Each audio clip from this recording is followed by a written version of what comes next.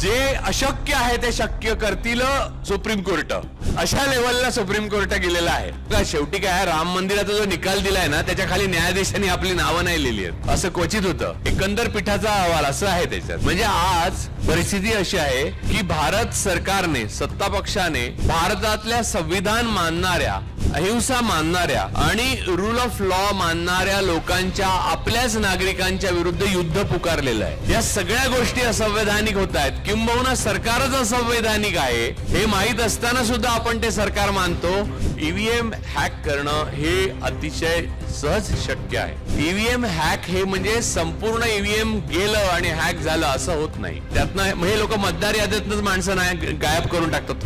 मूलतः स्वतंत्र स्वायत्त संस्था ज्या आहेत, निवडणूक आयोग, सुप्रीम कोर्ट, मीडिया, या गोष्टी स्वतंत्रच नसताना निवडून आलेलं सरकार हे स्वतंत्र सरकार, संवैधानिक सरकार तुम्ही म्हणू शकत नाही. धन्यवाद.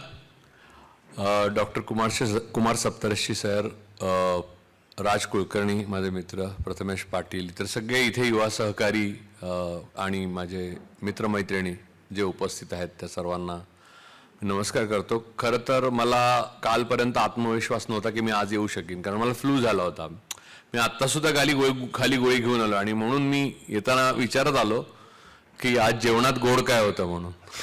कारण जर त्यामुळे भाषण नीट होत नसेल किंवा मांडणी नीट होत नसेल तर पुढचं काय झालं ते नंतर मला सांगा असं सांगून प्रत्येक जण शेजारच्या माणसावर आपली जबाबदारी टाकेल अशी मला एक साधारण भीती वाटते. तर आज 14 जानेवारी होती आणि मला विचारल्याने की काय विषय आपण ठेवावा असा एक प्रस्ताव आला. तर आज म्हटलं संक्रांत पण आहे आणि आज पानिपतचा दिवस पण आहे. तर दोन्ही एकाच वेळेला जुळून आल्यामुळे म्हटलं भारतीय लोकशाहीवर आलेली संक्रांत आणि विरोधी पक्षांचं झालेलं पानिपत, अक्षरशः यावरच आपण मांडणी करावी. मला असं वाटतं की मी फार बोलण्यापेक्षा आपण एकामेकांशी बोलणं जास्त महत्वाचं आहे. पण एक मोठी मी मांडणी करतो आणि जी मांडणी मला असं वाटतं की तुम्हाला कळायला किंवा पटायला काही फारशी कठीण नाहीये. पहिली गोष्ट म्हणजे भारतीय लोकशाहीमध्ये आतापर्यंत जेवढे पंतप्रधान झाले किंवा आतापर्यंत जेवढे सत्ता आलं तर आणीबाणीचा काळ वगळता, आणीबाणी ही घोषित होती आणि त्याच्यावर डॉक्टर कुमार सप्तर्षी सरांशी एवढं कोणीच चांगलं बोलू शकत नाही, कारण ते आणि प्रबीर पुरकायस्था जे आता जेलमध्ये आहेत, कारण ते आणीबाणीत पण जेलमध्ये होते, म्हणजे त्यांना डबल डॉक्टरेट आहे त्याबाबत.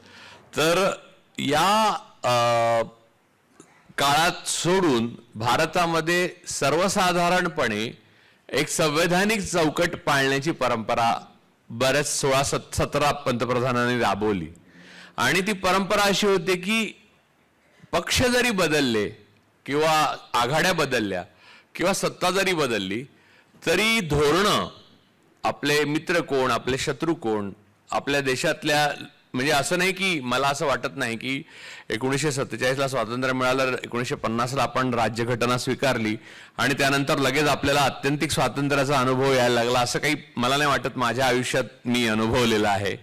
कारण आता जे झालेलं आहे भारतामध्ये ते महामार्ग आहेत, त्याच्या पायवाटा अगोदरच तयार झालेल्या होत्या, हेही मी पाहिलेलं आहे.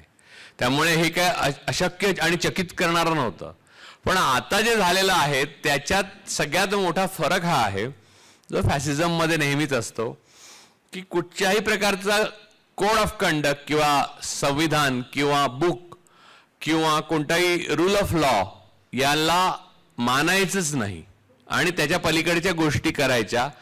त्या करायच्या म्हणजे त्या गुप्तपणे करायच्या नाहीत, त्या उघडपणे करायच्या आणि त्याच्यावर उत्तरच द्यायचं नाही. म्हणजे भारताच्या इतिहासामध्ये नरेंद्र मोदी हे पहिले पंतप्रधान आहेत ज्यांनी 9.5 वर्षात एकदाही प्रेस कॉन्फरन्स घेतली नाही किंवा कोणाच्याही प्रश्नाला एकही उत्तर दिलं नाही.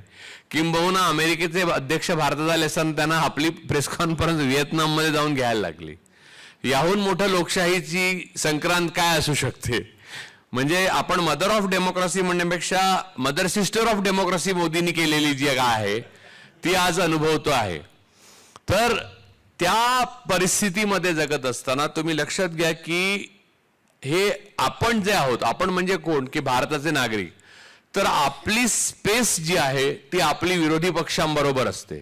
कारण सत्तेमध्ये असलेला पक्ष, सत्ता पक्ष जे काही करतो त्याच्याबद्दल जे ते संवैधानिक नसेल, ते असंवैधानिक असेल, ते कायद्याच्या राज्यात बसणार नसेल, ते आतापर्यंतच्या प्रेसिडेंट्समध्ये बसणार नसेल, तर त्याला आवर घालण्याचं काम किंवा त्याचा विरोध करण्याचं काम किंवा त्याच्या विरुद्ध रस्त्यावर उतरण्याचं काम. राममोहन रोहिया म्हणाले होते की रास्ते अगर सुनसान हो जाते हैं तो संसदें आवारा हो जाती है. तर ते रस्त्यावरचं राजकारण चालू ठेवण्याचं काम हे विरोधी पक्ष करतो. तर त्यामुळे आपण जे म्हणतो, म्हणजे मी आता जेव्हा एक अनौपचारिक असे काही मित्र मैत्रिणी आम्ही बसलेलो इथे आणि बोलणं चालू होतं, तेव्हा असं बोलणं चालू होतं, पण मग म्हणजे नेमकं आपण काय केलं पाहिजे, म्हणजे मग हे विरोधी पक्ष हे का नाही करत आहे. मी म्हटलं की एक्झॅक्टली हा मुद्दा आहे की विरोधी पक्षांनी जागा, म्हणजे ती स्पेस जी आहे आपल्याला जे वाटतं सत्तेच्या विरुद्ध, ती ऑक्युपाय तर केलेली आहे, पण ते करत नाहीये जे आपल्याला वाटतंय. ते जे आपल्याला वाटतं ते करायला पाहिजे ते करत नाहीये. त्यामुळे ते पण पार्टनर्स इन क्राईम आहेत असं माझं व्यक्तिगत मत आहे. मुळामध्ये असं म्हणजे डॉक्टर साहेब सांगतील की आणीबाणीच्या काळामध्ये मी अगदीच छोटा होतो, म्हणजे आम्ही गावाला राहायचो, वेंगुर्ल्यामध्ये राहायचो, तर मला आठवतं की आणीबाणी उठल्यावर बाबांनी मला असं खांद्यावर घेऊन मधुदंडवतेंचं रामेश्वराच्या देवळात झालेलं भाषण ऐकायला नेलेलं. मी ऐकलेलं पहिलं भाषण तेच होतं.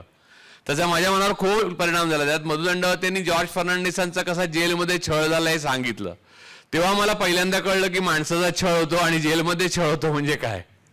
तर त्यानंतर आत्ताची म्हणजे त्यानंतर ते सगळं गेलं, नंतर जनता पार्टीचं सरकार आलं, ते गेलं, नंतर अनेक घटना देशात घडल्या आणि नंतर आपण लोकशाही गृहीत धरली, म्हणजे मी सुद्धा, असं मला वाटतं काही प्रमाणात. आणि अचानक लक्षात आलं की तो जेल, ते छळ सगळं चालू आहे, असू शकतं. आणि ते होत होतं, छोट्या प्रमाणावर होत होतं. म्हणजे दलित कार्यकर्त्यांना नक्षलवादी ठरवून तुरुंगात टाकणे किंवा आदिवासींमध्ये काम करणाऱ्या NGO मध्ये जे मोठे माणसं काम करतात त्यांना पकडणे वगैरे, ह्या गोष्टी छोट्या छोट्या प्रमाणावर चालू होत्या. परंतु ज्या स्वायत्त संस्था आहेत त्यांचं एक स्वतःचं असलेलं अस्तित्व आणि त्यांचं एक नैतिक बळ इतकं कमी, इतकं अशक्त करण्यात नव्हतं आलेलं की त्या नाहीच आहेत असं वाटावं. म्हणजे आज परिस्थिती अशी आहे की भारत सरकारने, सत्ता पक्षाने भारतातल्या संविधान मानणाऱ्या, अहिंसा मानणाऱ्या आणि रूल ऑफ लॉ मानणाऱ्या लोकांच्या, आपल्याच नागरिकांच्या विरुद्ध युद्ध पुकारलेलं आहे. ही परिस्थिती आहे. फक्त नागरिक हे शांत आहेत आणि आपण जर फॉलो केलं नाही तर कॅओस होईल, म्हणजे अनार्की होईल. म्हणून अजून नागरिक ट्रॅफिक हवालदारने हात दाखवल्यावर थांबतात किंवा पोलिसांनी बोलवल्यावर जातात किंवा ईडीची नोटीस आल्यावर लगेच जाऊन समोर बसतात. या सगळ्या गोष्टी असंवैधानिक होत आहेत. किंबहुना सरकारच असंवैधानिक आहे हे माहीत असताना सुद्धा आपण ते सरकार मानतो, कारण आपल्याला एक त्यातल्या त्यात शिस्तबद्ध आणि आनंददायक आयुष्य हवं आहे. ही आपली गरज झालेली आहे. म्हणजे या सरकारच्या बाबतीत निश्चितपणे आपण म्हणू शकतो, म्हणजे महाराष्ट्रातल्या तर नक्कीच म्हणू शकतो, भारतातल्या पण म्हणू शकतो, त्याच्यावर मी नंतर येतो, की बहुतेक पद्धतीने, अनेक पद्धतीने ते असंवैधानिक आहे. मूलतः स्वतंत्र स्वायत्त संस्था ज्या आहेत, निवडणूक आयोग, सुप्रीम कोर्ट, मीडिया, या गोष्टी स्वतंत्रच नसताना निवडून आलेलं सरकार हे स्वतंत्र सरकार, संवैधानिक सरकार तुम्ही म्हणू शकत नाही. शिवाय पुलवामाचं जे झालं 19 साली, तेव्हा फर्स्ट टाइम वोटर क्या वोट दे सकता है क्या अशी मतं मागणारं विधान केलं की इलेक्शन कमिशनने त्याच्यावर बंदी आणायला पाहिजे. मला आठवतं की इलेक्शन कमिशनने बाळा ठाकरेंवर 6 वर्षाची बंदी आणली होती. त्यांना मतदान पण, ते उभे राहायचे नाहीत पण त्यांना मतदान करायचा हक्क होता, तो काढून घेतला होता 6 वर्ष त्यांच्याकडनं, काहीतरी धार्मिक विधान केल्यामुळे. तर आता तो हैदराबादला जर राजा सिंग वगैरे जी भाषणं करतात ते बघता बाळासाहेब पुण्यात्मे वाटतात मला. तर ते म्हणजे अगदीच मऊ होते असं वाटतं आणि मवाळ होते. आणि म्हणजे वैशिष्ट्य हेच आहे बरं का, हिंदुत्ववादी राईट विंग फॅसिझमचं, ब्राह्मणवाद आणि फॅसिस्ट हे एकत्र झालेले जे काय रसायन आहे त्याचं वैशिष्ट्य हेच आहे की नवा आला की अगोदरचा बरा वाटतो. तर या क्रमानेच आपण पुढे आलेलो आहोत इथपर्यंत. म्हणजे एकीकडे आपल्याला वाजपेयी आवडायचे, मग अडवाणी आले, मग वाटायचं की अडवाणी पुढे वाजपेयी फारच ग्रेट माणूस. मग मोदी आले, मग आता आपल्याला वाटतं अडवाणी किती चांगला माणूस होता खरं तर. आता याच्या पुढे काय येते तुम्ही लक्षात घ्या त्याच्यावरून. म्हणजे किती भयंकर संक्रांत आपल्यावर आलेली आहे, पहिली गोष्ट. दुसरी गोष्ट अशी की मगाचा मुद्दा परत जोडून घेतो की संवैधानिकरित्या म्हणजे अशोका युनिव्हर्सिटीच्या असिस्टंट प्रोफेसरने एक पूर्णपणे स्टॅटिस्टिक्सवर आधारित असा थिसिस लिहिलेला आहे आणि 2019च्या निवडणुका कशा मॅन्युप्युलेट झाल्या होत्या ह्या संपूर्ण रचनेवर त्याने तो पूर्ण थिसिस लिहिला. तो थिसिस जसा प्रसिद्ध झाला, जसा अशोका युनिव्हर्सिटीने डिसोन केलं की या थिसिसला आम्ही पाठिंबा देत नाही, तेवढं केल्यावर त्यांना टेन्शन पूर्ण झालं नाही, भागलं नाही, त्यांना काढूनच टाकलं. आणि तो थिसिस मात्र अजून आहे गुगलवर, तुम्ही डाउनलोड करून बघू शकता. थोडा कॉम्प्लिकेटेड आहे संख्याशास्त्राचा असल्यामुळे, कारण अख्खी भारतीय जनता पार्टी आणि मोदींचं सरकार हे संख्याशास्त्राला फार घाबरतं. कारण खरे आकडे जर बाहेर आले तर समस्या निर्माण होतील हे त्यांना पूर्ण माहिती आहे आणि खऱ्या आकड्यांना आव्हान जगातलं काहीच देऊ शकत नाही. म्हणून जनगणना पण पहिल्यांदाच आपल्याकडे बऱ्याच जवळपास शतकापेक्षा जास्त शतक साधारण 21 पासून आतापर्यंत ना, बरोबर ना, 21ला पहिली झाली ना, 31 पासून आतापर्यंत पहिल्यांदा एक कोविडच्या निमित्ताने जनगणना झाली नाही, ती नाहीच झाली आता. म्हणजे आता आपण जवळपास ब्रिटिश पूर्व काळामध्ये जसे जगत होतो तसे जगतोय. म्हणजे जसं जमेल तसा कायद्याचा आधार, जेव्हा जमणार नाही तेव्हा कायदा सोडून द्या, जी नोटीस येईल त्याला फेस करा. आजचा दिवस गेला की सुटलो. आणि ही गोष्ट सगळ्यात भयानक यातली गोष्ट ही आहे की आपल्याला विरोधी पक्ष अस्तित्वात नाहीये असं वाटतंय. म्हणजे तुमच्यापैकी किती जणांना वाटतंय मला माहिती आहे, पण आपल्याला सर्वांना वाटत असावं अशी माझी खात्री आहे. कारण मला जिथे जिथे मी जातो तिथे वाटतं, पण मग विरोधी पक्ष का नाही विरोध करत असं विचारतात. विरोधी पक्ष विरोध करतात. विरोधी पक्ष काळी फीत लावून राजघाटावर जाऊन उभे राहतात. मी एकदा विचारलं की स्वतः महात्मा गांधी जेव्हा हयात होते तेव्हा ते किती वेळा काळी फीत लावून गोपाळकृष्ण गोखलेंच्या स्मृतीस्तंभाकडे जाऊन उभे राहिले होते? एकदाही नाही. गोपाळकृष्ण गोखले ते गुरु होते, पण ते चंपारण्याला गेले, जिथे प्रश्न आहे तिथे गेले. त्यांच्या मूर्तीकडे जाऊन उभं राहणं त्यांचं शिकवण नाहीये. ते साबरमतीला गेले, त्यांनी गोवालिया टँकवरनं करो वा मरो सांगितलं. म्हणजे याचा अर्थ शिकवणीच्या बाबतीमध्ये आपल्या विरोधी पक्षांना हे कळलेलं आहे की आपण लढा उभारायचा तर कसा उभारायचा. आणि याचं एक मुख्य कारण आहे आणि ते लेजिट कारण आहे. ते कारण असं आहे की आतापर्यंत 75 वर्षाच्या 71 वर्ष असं झालं की तुम्ही बुद्धिबळ खेळायला बसल्यावर एकंदर बुद्धिबळच खेळलं जायचं. इंदिरा गांधींच्या आणीबाणीच्या काळात सुद्धा आम्ही नाही जा बुद्धिबळ खेळणार असं सांगण्यात आलं तुम्हाला. आता या सरकारने 9.5 वर्षात काय केलं की आम्ही बुद्धिबळ खेळणार किंवा खेळणार नाही काही नाही सांगितलं. तुम्ही बुद्धिबळ खेळत राहा, आम्ही तोपर्यंत बॉक्सिंग खेळतो असं त्यांनी चालू ठेवलं. त्यामुळे या बाजूच्या लोकांना कळेना की नियम काय आहेत, बॉक्सिंगचे नियम लावायचे का बुद्धिबळाचे. बरं, बॉक्सिंगच्या नियमाने आपण खेळलो तर सरकार विरुद्ध बंड होतं, पण सरकारने आपल्या विरुद्ध जर बॉक्सिंगच्या नियमाने केलं तर ते संविधानिक होतं. तर या पेचामध्ये सापडलेलं आहे. आता त्यातला अजून एक घटक आहे टेक्नॉलॉजीचा. पुरोगामी लोकांनी नेहमीच सायन्सला पाठिंबा दिला. शास्त्र सायन्स ही अत्यंत महत्वाची गोष्ट मानली, मूलभूत गोष्ट मानली. आपण नेहमीच विज्ञानावर आधारितच जीवन जगण्याचा प्रयत्न केला, जेवढे पुरोगामी लोक आहेत त्यांनी. आणि जेवढे प्रतिगामी आहेत, राईट विंगर आहेत, उजव्या विचारांचे आहेत, भाजपचे संघाचे लोक, त्यांनी नेहमी विज्ञानविरोधी विचार प्रसारित केला. म्हणजे सांगतो, भाकरानंगलचं जेव्हा धरण आलं तेव्हा नेहरूंना श्यामाप्रसाद मुखर्जी म्हणाले, अरे धरणातल्या पाण्याने जर वीज निर्माण केली तर शेतकऱ्यांना ते पाणी अशक्त मिळेल, मग शेतकऱ्यांची शेती बरोबर होणार नाही, त्यातली वीज निघून गेलेली असेल. तर ही यांचं विज्ञान, तेच आजपर्यंत चालू आहे. तर मुद्दा असा आहे की पण पहिली भाग ट्रॅजेडी आहे. जसं मार्क्स म्हणाला होता की history repeats itself. First time it is tragedy but second time it is farce. नंतर काय झालं, नंतर पुरोगाम्यांनी सायन्स तर आपलं मानलं पण टेक्नॉलॉजी हँडल करायला नकार दिला आणि प्रतिगाम्यांनी टेक्नॉलॉजी आपल्या हातात घेतली. म्हणजे त्या सायन्सने निर्माण केलेली जी तंत्रज्ञान होतं, म्हणजे IT असो, फेसबुक असो, अल्गारिदम असो, त्याचे ट्विटर असो किंवा आता वेगवेगळे प्लॅटफॉर्म्स जे आले त्याचे अल्गारिदम कसे हलतात, ही टेक्नॉलॉजी त्यांनी प्रचंड मोठ्या प्रमाणावर वापरली. भले त्यांचा सायन्सवर विश्वास नाही, त्यांचा टेक्नॉलॉजीवर विश्वास आहे, आणि पुरोगामी लोकांचा सायन्सवर विश्वास आहे पण टेक्नॉलॉजी कशाला. म्हणजे मला इतके माझे मित्र माहिती आहेत, मी आता नाव नाही घेणार, की म्हणतात की ते यार ट्विटर बिटर नको रे, सरळ कागदावर लिहून काढतो मी. तर मुद्दा असा आहे की इथे हा जो पॅराडॉक्स आहे हा भयानक ठरला.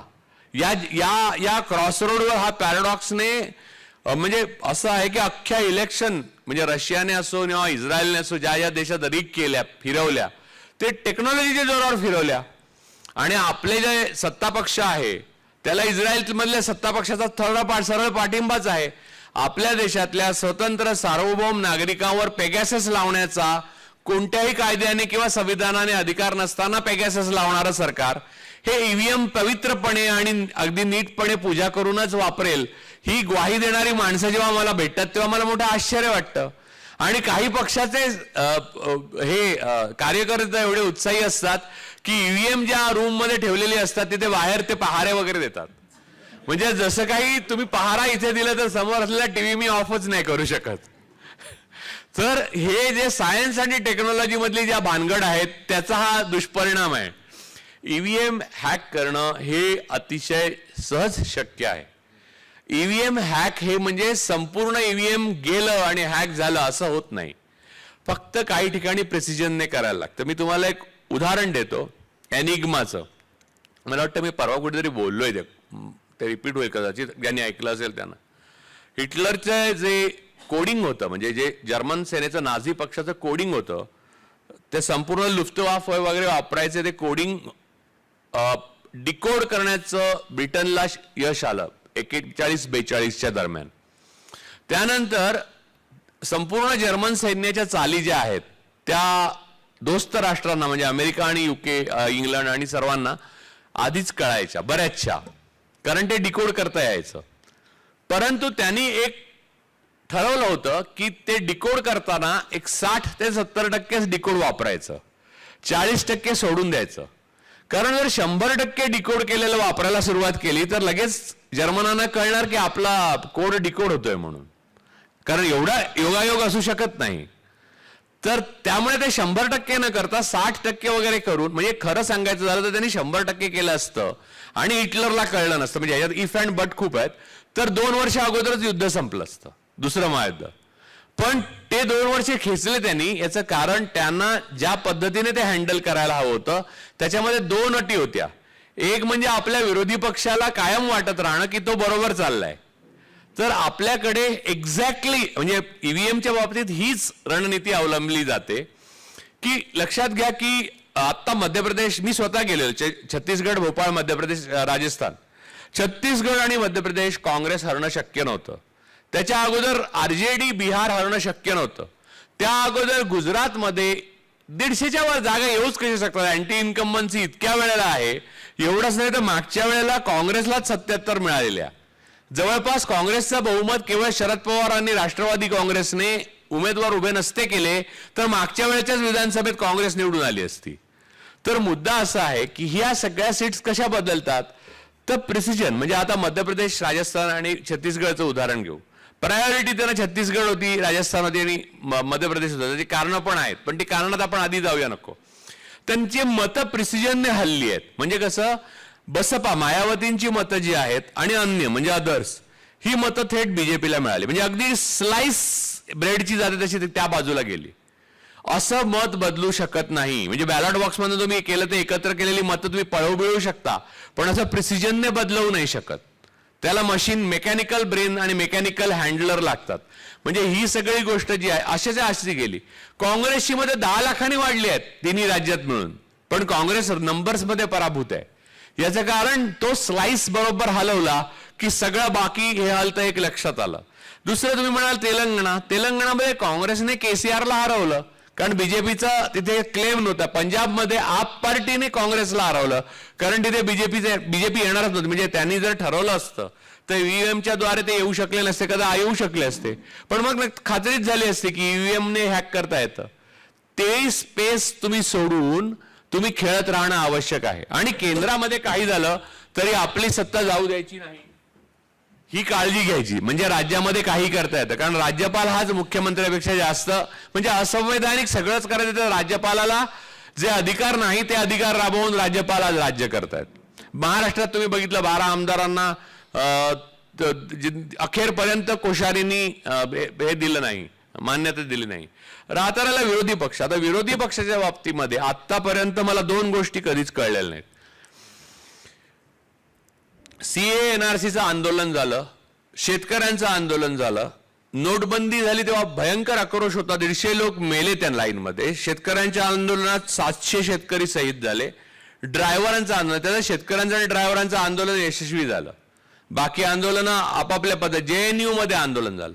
या सगळ्यामध्ये लोकांनी आंदोलन केलं, विरोधी पक्षांनी आंदोलन केलेलं नाहीये. पूर्वी विरोधी पक्ष करत असत.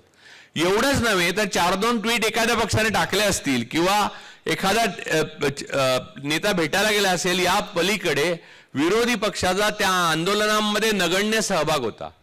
याचा अर्थ विरोधी पक्षांनी आंदोलनांचा आता आपल्याला एकतर जमणार नाही हे मान्य केलंय, किंवा आंदोलनाने काही बदल होणार नाही यावर त्यांचा विश्वास बसलाय, किंवा ते मिळालेले आहेत. किंवा असं आहे की वेस्ट इंडिया कंपनी म्हणजे हिज हायनेस लॉर्ड अडाणी यांच्या नेतृत्वाखाली जे 70% भारताला गिळंकृत करण्यात आलेलं आहे, तर त्यात विरोधी पक्ष पण सामील आहे हे तर मानायला पाहिजे. यातलं काहीतरी एक सत्य असलं पाहिजे. द मुमेंट छत्तीसगड गेलं त्या दिवशीपासून हसदेवमध्ये जंगलची कटाई सुरू झाली. आता निकोबारमध्ये पण सुरू झाली.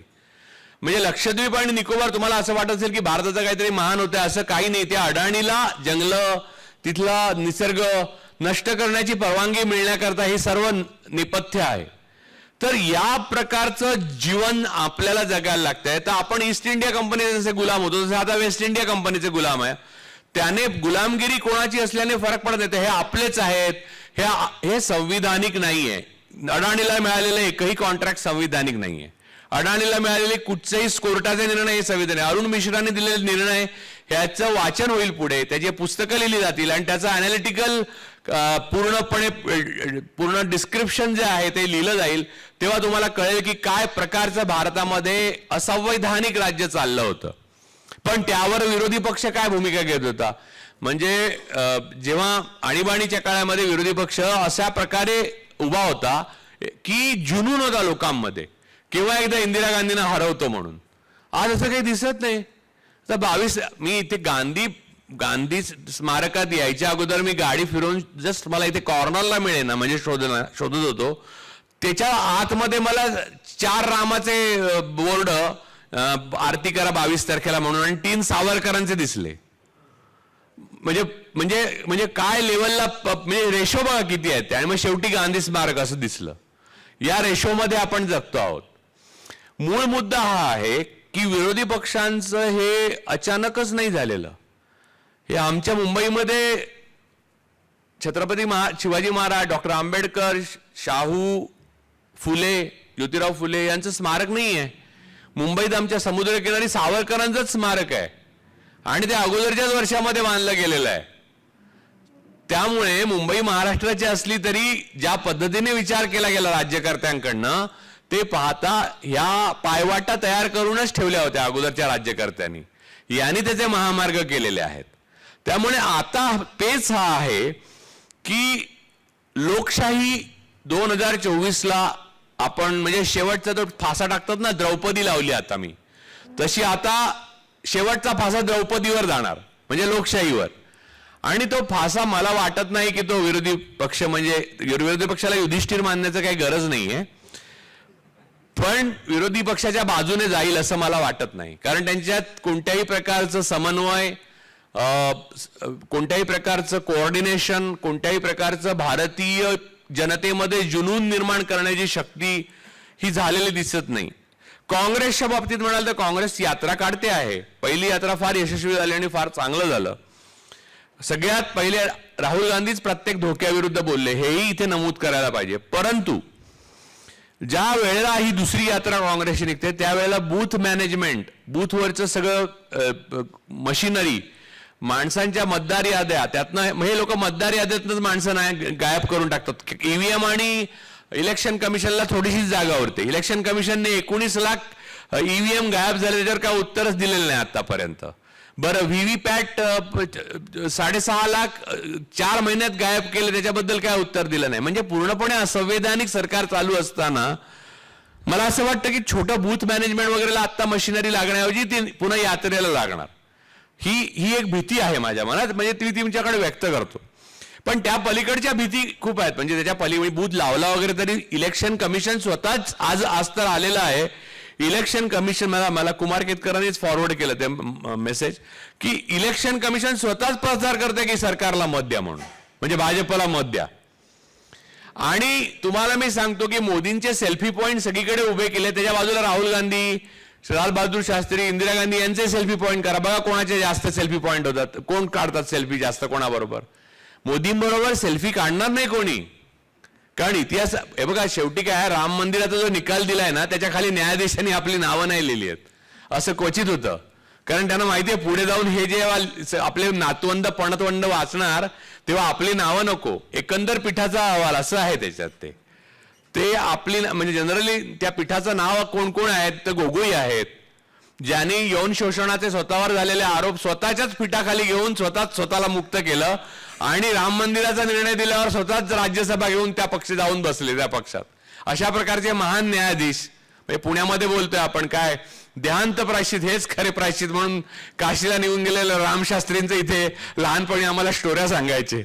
तर मी आत्ता येत होतो सिम्बॉसिसकडे वळताना मला रामशास्त्री आठवले अचानक. म्हटलं उगाच वेळ फुकट घालवलं माणसानं, त्याऐवजी पुण्यात मजा करत राहिलेस तर खूप पुढे अजून गंमत झाली होती. तर कारण राघोबा दादांच्या मुलाने तर अजूनच धमाल उडवली होती. तर ते रामशास्त्री मुकले त्याला. तर आत्ताचे असते तर ते तसे मुकले नसते, बरोबर पक्ष बदलला असता वेळ आली की. आणि मूळ मुद्दा असा आहे की तर त्या राम मंदिर स्टेन स्वामी यांना स्ट्रॉ दिला नाही शेवटपर्यंत आणि ते गेले.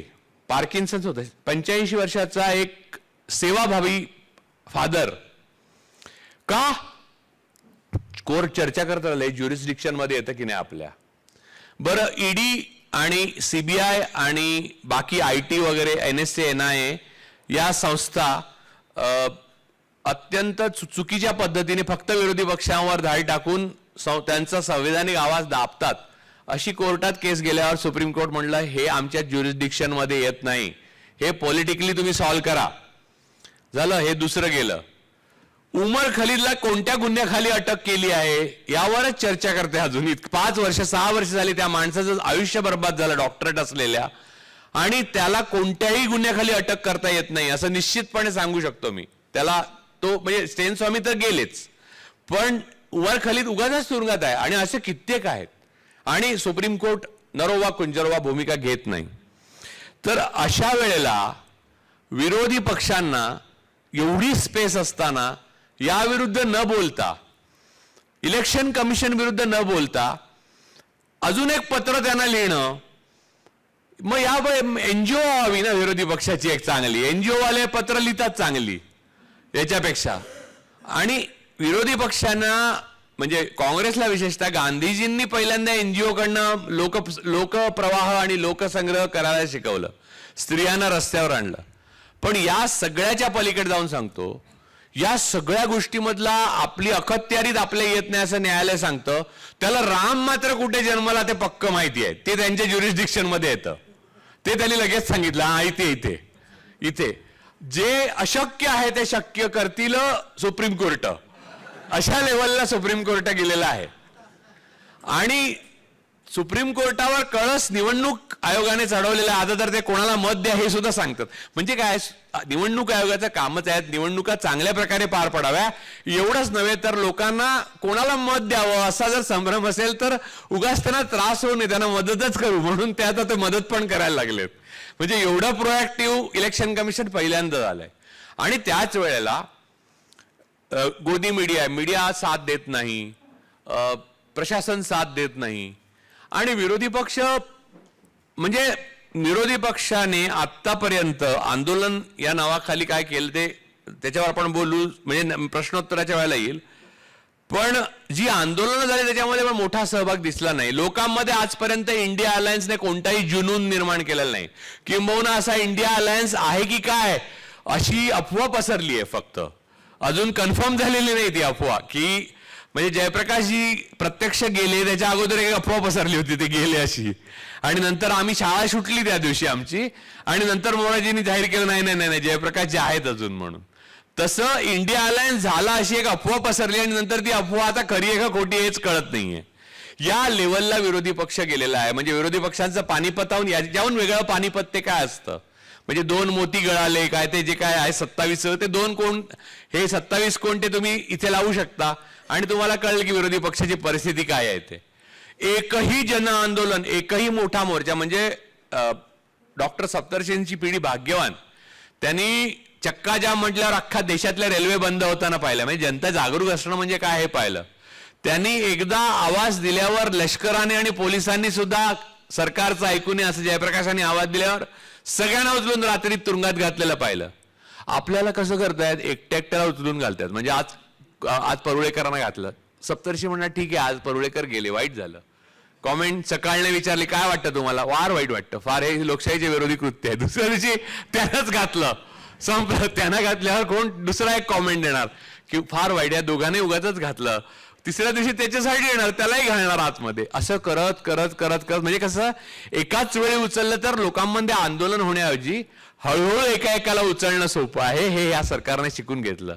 म्हणजे जसे व्हायरस आहेत, व्हायरस ते उत्क्रांत होतात किंवा बॅक्टेरिया आहेत ते उत्क्रांत होतात, हळूहळू अँटीबायोटिक्सला दाद द्यायचे बंद होतात. तशा अगोदरच्या आणीबाणीतनं नंतरच्या आणीबाणीवाल्यांनी शिकून घेतलं की काय नाही करायला पाहिजे आणि काय करायला पाहिजे. आणीबाणी असा शब्द पण तोंडातनं काढण्याची गरज नाही, सगळ्यांना आज करू शकतो आपण. हे सत्ता पक्षाच्या लक्षात आलेलं आहे. आणि भारत असंवैधानिक रीतीने चालणारा देश आहे हेही त्यांच्या लक्षात आलं होतं. एवढ्या 70 वर्षामध्ये फक्त थोड्या थोड्या ठिकाणी चालत होता तो असंवैधानिक रीतीने. यांनी पूर्ण खुला करून दिला अडाणीला की का हवं ते घ्या, पोर्ट पाहिजे सगळे पोर्ट तुमचे, की एअरपोर्ट पाहिजे सगळे एअरपोर्ट तुमचे, लक्षद्वीप पाहिजे तेही तुम्हालाच घ्या, तुम्हाला एसीसी कंपन्या पाहिजेत घ्या. म्हणजे आधी एजन्सी जातात, ज्यांच्या मालकीच्या त्या बनलेल्या मोठ्या कंपन्या त्यांचे हात पिरगाळतात मालकांचे, त्या ते घाबरतात, ते हक्क सोडतात, अडाणी ताब्यात घेतात. अडाणीने टेंडरही भरलेलं नसतं. म्हणजे ही वेस्ट इंडिया कंपनी आहे थोडक्यात, बरोबर. आपण त्याचा आता गुलाम आहोत आणि अजून गुलाम होण्याकडे चाललेलो आहोत. आणि विरोधी पक्ष याच्यावर काही करत नाही. 2024 मध्ये शेवटचा फासा जेव्हा शकुनी टाकेल, शकुनी कोण असं विचारू नका मला, पुण्यातल्या लोकांना आधी माहिती असते या गोष्टी सगळ्या. तर तो फासा शेवटचा जेव्हा टाकेल शकुनी, तेव्हा द्रौपदीचं वस्त्रहरण नक्की आहे, म्हणजे लोकशाही बंद. त्यानंतर तुम्हाला एका कोलॅटरल डॅमेज, अर्थात हे सगळं नष्ट होईल का तर होईल, पण कोलॅटरल डॅमेज मधनं जायला लागणार. म्हणजे आपलंही डॅमेज तेवढंच होईल. जो सुंदर एक चांगला देश बनवला होता, नेहरूंपासूनच्या सगळ्या पंतप्रधानांनी आपापल्या पद्धतीने त्यात भर घातली होती, ज्या PSU उभ्या केल्या होत्या, ज्या आता अडाणीच्या मालकीच्या आहेत. तर त्या गोष्टी म्हणजे लाईट लावला तर अडाणी, फॅन लावला तर अडाणी, कोळसा घेतला तर अडाणी, एअरपोर्टला पळून जायचं ठरवलं तरी अडाणी, पोर्टवरनं माल पाठवायचा झालं तरी अडाणी. म्हणजे तुम्हाला म्हणजे त्याचं आडनावच बरोबर आहे, ते जनतेच्या समानार्थीच झालं. मराठीमधल्या जनतेच्या समानार्थी जर कोणतं आडनाव असेल तर अडाणी हेच आहे. एवढा आपल्या स्वातंत्र्याबाबत अडाणी असलेली जनता, त्याला अडाणीच पाहिजे. या पद्धतीने आज आपण पूर्णपणे गोत्यात आलेलो आहोत. ही स्थिती आहे. मी निराश करण्याची माझी आज अजिबात इच्छा नाही. आज खरं तर संक्रांतीचा दिवस आहे, पण पुण्यामध्ये आज शोक मानतात, त्यामुळे मी असं बोललो. पुण्यामध्ये जर आज आनंदाचा दिवस मानत असते तर मी वेगळं बोललो असतो. तर मुद्दा असा आहे, यातला विनोदाचा भाग वगळता सुद्धा हे अत्यंत गंभीर आहे. मी जे बोलतो त्याला लॉजिकली अजिबात असत्य नाही. ईव्हीएम बाबत तुम्ही शंकाच बाळगू, जे म्हणतात ना ईव्हीएम हॅक होत नाही, ते लोक आहेत ज्यांनी कोविड काय तो कोविड असं करून आधी बोलले आणि नंतर गेले ते त्या कोविडमध्ये. कळलं. त्यामुळे ईव्हीएम 100% हॅक होऊ शकते आणि ती हॅक होते. पेगॅसस लावलं जाऊ शकतं आणि पेगॅससची ताकद काय आहे हे तुम्ही एखाद्या जाणकाराकडनं समजून घ्या. भारतात, अमेरिकेत अनेक IT प्रोफेशनल आहेत, सिलिकॉन व्हॅलीमध्ये आपले मित्र आहेत, ते आत्ता करून दाखवायला तयार आहेत. भानुप्रताप सिंग आणि ते दुसरे वकील आहेत, त्यांनी तर मोर्चा उघडला. ते म्हणतात 50 ईव्हीएम आम्हाला द्या, आम्ही करून दाखवतो. म्हणजे करून दाखवणारे आता इतकेच लोक तयार झालेले आहेत की मला असं वाटतं की घरोघरी ईव्हीएम कारखाने निर्माण होतील आणि माझी ईव्हीएम म्हणजे तेलगी स्कॅम सारखा एक स्कॅम होईल की इथून ईव्हीएम माझ्या घरनं जातात बरं का आज. म्हणजे जस घरोघरी तांदूळ नेत आहेत, घरोघरी धागे नेत आहेत, तसं काही दिवसांनी घरोघरी ईव्हीएम नेतील बीजेपीचे लोक. अशी परिस्थिती निर्माण झालेली आहे आणि त्या ईव्हीएमद्वारे आधीच ठरलेलं असणारे कोण निवडून येणार आहे ते, त्यामुळे तो आलेलाच असेल आणि त्याने तिकडे आधी लाडू वाटायला सुरुवात केलेलीच असेल. तर पण ते लाडू तिळगुळाचे नसतील हा, म्हणजे आधीच सांगतो. तर या प्रकारचं, कारण गोड बोलायचे प्रश्न नाही ना, नंतर काय गोड बोलण्याची गरज नाही. तर या प्रकारच्या भयावह अवस्थेला भारत येऊन पोहोचण्याचं कारण म्हणजे आपण स्वातंत्र्य गृहीत धरलं, आपण संविधान गृहीत धरलं. आणि डॉक्टर मनमोहन सिंगांनी एका भाषणात म्हटलं होतं की सोव्हिएत युनियन सारखा देश कोसळतो, त्यामुळे भारतासारख्या देशाने हे प्रगती कायम चालू राहणार. जेव्हा त्यांनी गरिबी रेखेच्या वरती एवढी माणसं आणली होती तेव्हा त्यांनी म्हटलंय भारतासारखा देश कायम चालू राहील आणि तो कायम लोकशाही राहील, या भ्रमात राहू नका. त्याच्यासाठी तुम्हाला जागरूक राहायला लागेल, विरोधी पक्षाला टाईट करत राहायला लागेल सत्ताधाऱ्यांना. तर तेव्हा आपण मनमोहन सिंगांची नक्कल केली आणि आता जे नंतर पंतप्रधान झाले त्यांची नक्कल करायचं स्वातंत्र्य तुम्हाला आहे, पण त्यानंतर तुम्ही कुठे होता, तुम्ही काय करताय हे कोणालाच कळणार नाही.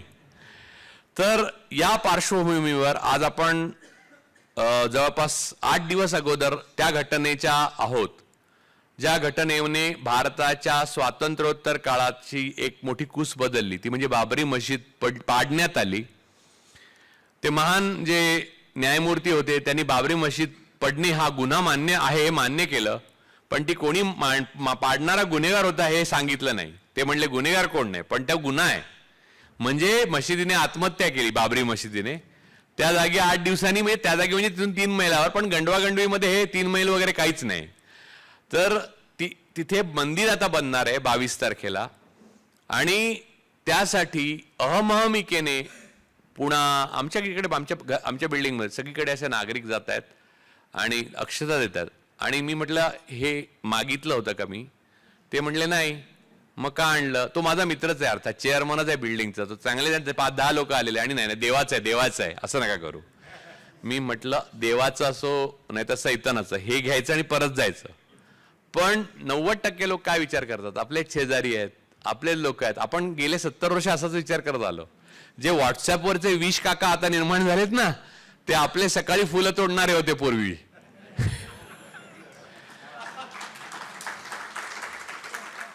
ते अचानक एका रात्रीत नाही झाले, ते दबा धरून बसलेले. मी नेहमी ब्राह्मणवादाचं एक वैशिष्ट्य सांगतो. ब्राह्मणवाद हा जेव्हा बहुजन आणि आंबेडकरवाद जोरात असतो तेव्हा ब्राह्मणवाद बोलतो, तो ब्राह्मणवाद नव्हे. जेव्हा ब्राह्मण सगळे धर्म होतात आणि ब्राह्मणवाद बोलतो तो ब्राह्मणवाद. ब्राह्मणांची सत्ता येते तेव्हा बोलतो तो ब्राह्मणवाद. आता बोलतोय तो ब्राह्मणवाद आहे. तेव्हा बोलत होता ना, ती संधीची वाट पाहणारं हे एक हिंस्र श्वापत होतं. ते श्वापत आता आपल्या डोक्यावर बसलेलं आहे. त्याला उतरवण्याची ताकद असलेला विरोधी पक्ष आपल्याकडे नाही. आपल्यामध्ये शक्ती आहे असं आपल्याला जर वाटत असेल तर आपण लढू शकता. तुम्हाला एकटं लढायचं असायला पाहिजे, एकटं लढायची ताकद असायला पाहिजे. याचं कारण असं, कारण तुमच्यासाठी फक्त तुम्हीच लढू शकता, एक. आणि दुसरी गोष्ट अशी की जगातला एक माणूस सुद्धा गुलाम आहे तोपर्यंत सर्व माणसं गुलाम आहेत, असं एक बेसिक प्रिन्सिपल आहे. त्यामुळे तो गुलाम असलेला एक माणूस मी आहे असं मी मानतो. लोक विचारतात तुम्ही बोलता एवढं, तुम्ही इकडे भाषण करता, मग तुम्हाला त्रास नाही का होतो ना? सोलापूरला त्या दिवशी आलेले एवढे कागद घेऊन माझ्यावर, मी आणि राम पुनियांनी जे होतो त्यांच्या पुस्तकाचं प्रकाशन केलं, त्या सरफराज अहमद पोलीस आले कागद घेऊन, म्हटले करा सह्या. त्यात लिहिलेलं आम्ही जातीय विद्वेष पसरवणार नाही. बापरे म्हटलं, अरे वा, मी दंगली पेटवणार नाही वगैरे असं लिहिलेलं होतं. म्हटलं अरे वा, आपण एवढं हे कधी केलं एवढं आपण अगोदर? त्यांना म्हटलं मी सर असं कधी केलेलं नाहीये हो, किंबहुना हे असं होऊ नये म्हणून आम्ही इथे बोलायला आलोय, मी आणि राम पुणे, आम्हाला करू द्या. नाही म्हटलं ही फॉर्मॅलिटी आहे, साधी एक सही पाहिजे. म्हटलं नाही, पण म्हटलं चेकवर पण एक साधी सहीच लागते, असं काय करता तुम्ही? म्हटलं तर ते म्हणले नाही, पण आम्हाला वरिष्ठांना तोंड द्यावं लागतं. मी म्हटलं तुम्हाला वरिष्ठांनाच तोंड द्यायला लागतं, मला स्वतःला तोंड द्यायला लागतं. मी नाही करणार सही म्हटलं. तुम्ही अरेस्ट करा, तुम्ही गोळ्या घाला, नाही करणार. मग राम पुनियांनी पण म्हणले मी पण नाही करणार असंही.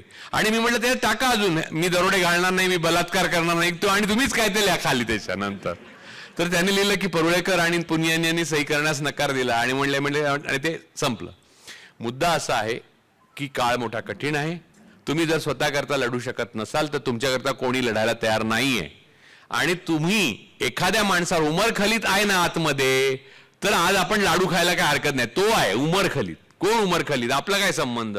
म्हणून तिळगुळाचे लाडू 5 तोंडात टाकत असाल तर लक्षात घ्या की तो दिवस दूर नाही. जी कॉन्क्रीट सारखी जी जेलमध्ये पोळी मिळते ना, साकेत गोखलेल्या लोकसभेत सांगितलं, राज्यसभेत सांगितलेली, ती तुम्हाला पण मिळणार आहे.